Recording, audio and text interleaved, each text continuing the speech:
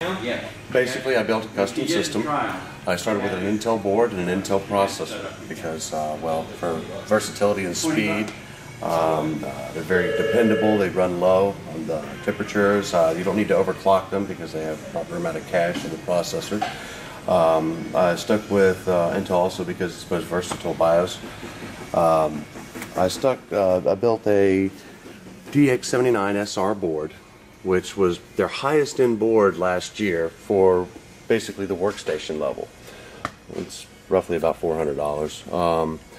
The processor itself is the new 2011 processor. It's a LGA processor. It's called Land Grid Array. They call it the 2011 because it has 2011 pins, which makes it about that big. So anyway, I threw 64 gigs of memory on there, capped it out at 2.1 gigahertz, but I lowered it back down to 1600 megahertz because that's the limitations.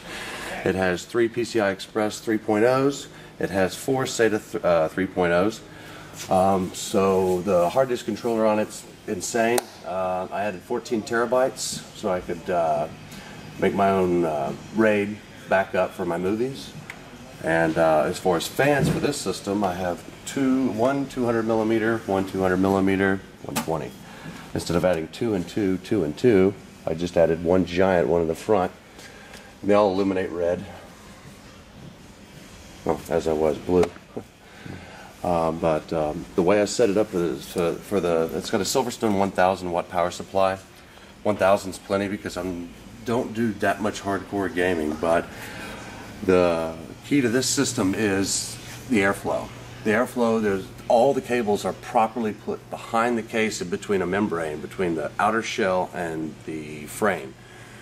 What that enables it to do is to blow in the air perfectly from the intake all the way to the out. So it's easier to pull air than it is to push it.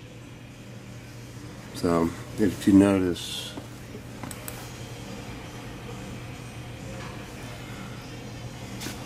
I didn't even need to overclock it. This system can go overclocked to 4.4 gigahertz, but it runs fine at 3.8 gigahertz at 32 degrees Celsius. It's a simple EVGA 760 in there.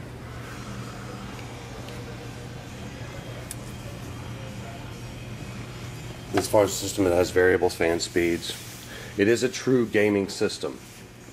I'm able to transcode a 3-hour movie within 4 minutes using the CUDA cores on the GeForce.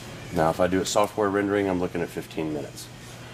But as far as data transfers, it's ideal because it has the most SATA 3.0 6 gigabits a second ports.